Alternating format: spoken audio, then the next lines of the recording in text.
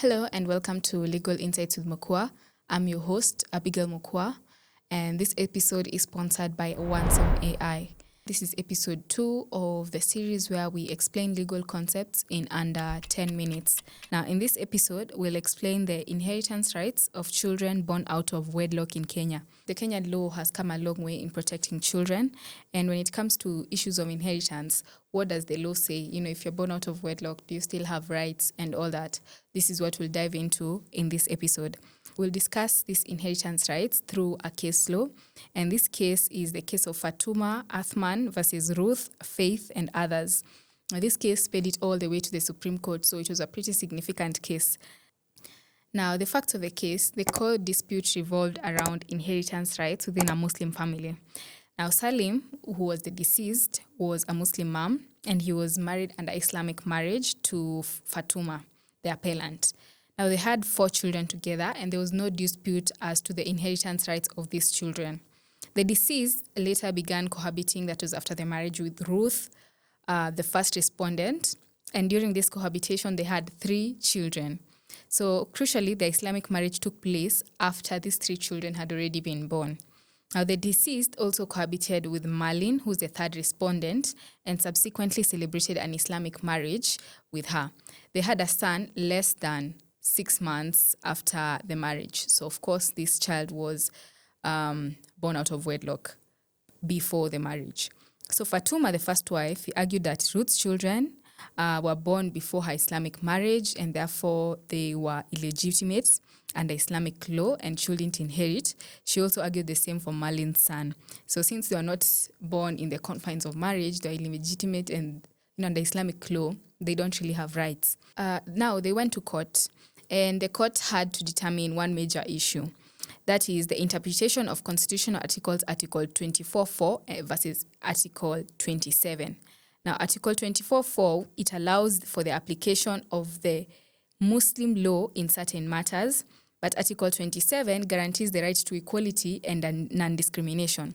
So the question the court had to answer was how the constitutional provisions interact, especially when religious law potentially conflicts with fundamental rights. The case was first heard at the High Court, and the High Court held that even though Muslim law should generally apply to deceased Muslims' estates, it shouldn't apply if it's repugnant to justice and morality.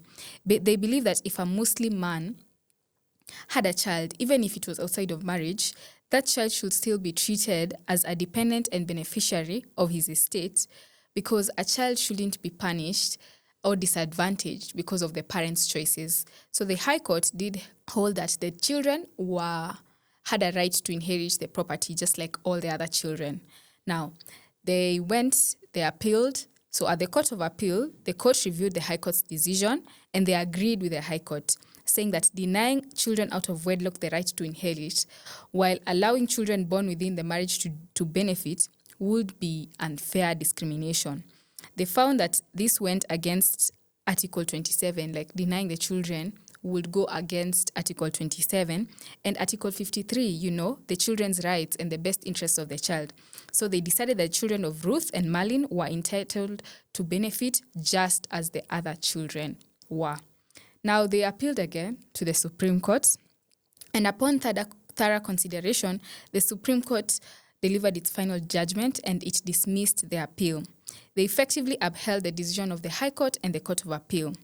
So now, in the Supreme Court's holding, on the clash between Muslim law and equality, the court explained that Article 24.4 of the Constitution, which allows Muslim law to apply, is not a blanket exemption. Like, it just can't apply just because it's in Muslim law, it still has to be checked against the Constitution. That lets Muslim law completely override the right to equality.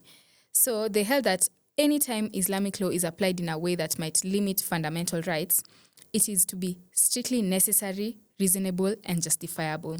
They found that denying children out of wedlock the same benefits as other children just because of the sins of their parents is unreasonable and unjustifiable. They also emphasized that a child's best interests are always the most important thing in any matter concerning them. The court has to look at the best interest of the child, as opposed to any kind of provision. Once it determined this, the Supreme Court directed that the matter be remitted back to the High Court at Mombasa. The purpose was for a different judge to determine the respective entitlements of the beneficiaries on a priority basis. So this means that the Supreme Court settled the legal principle of who can inherit, but left the calculation of how much beneficiary or how much each beneficiary gets to the High Court. So, in the end, the Supreme Court held that it doesn't really matter if you are born out of wedlock, if you are not, because if you just give the people who are born within the marriage, the children born within the marriage, that will discriminate against the children who are born outside of the marriage. And technically, really, it's not really their fault. You understand? So each child has the same rights and they cannot be discriminated against. Now, the legal principles that this established was balancing religious law and constitutional rights. So the court made it clear that while religious law like Muslim law are important and allowed by the constitution, they cannot simply ignore or override the fundamental rights like equality. Any exceptions for religious law must be very specific, narrowly tailored, reasonable, justifiable, and necessary. Now, children's rights and equality are paramount. The principle that a child's best interests are of paramount importance, and it was strongly affirmed in this case. It was established that children should not be prejudiced or discriminated against because of his or her parents' choices or sins, especially when it comes to inheritance. The Supreme Court also established that courts have a duty to interpret religious law in a way that harmonized it with the values and rights enriched in the Bill of Rights. This means that laws should be developed and interpreted in a way that most favors the enforcement of the right or fundamental freedoms. So in the end, the Supreme Court addressed the issue of inheritance of children born out of wedlock, and the court's decision reinforced the constitutional principles of equality, non-discrimination, and the best interest of the child. Now, you can see from this case that the courts really look at the best interest of the child, and there's no discrimination whether you're born within the marriage or outside of wedlock. A child still has rights to inherit just like all the other children. So that is it for this episode. I hope you learned. Make sure you subscribe to Legal Insights with Mokua. Share, comment what you learned most from this video, and I'll see you in the next one.